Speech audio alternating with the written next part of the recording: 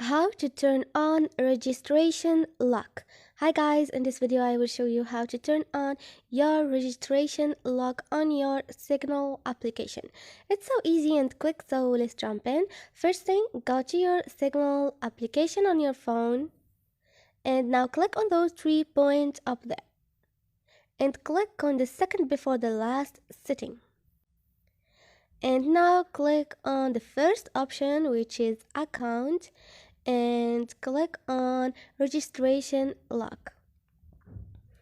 If you forget your Signal PIN when registering with Signal again, you'll be locked out of your account for 7 days. Click on turn on. And this is it. So this is it guys. Hope this video was helpful to you, and if you liked the video, don't forget to subscribe and like.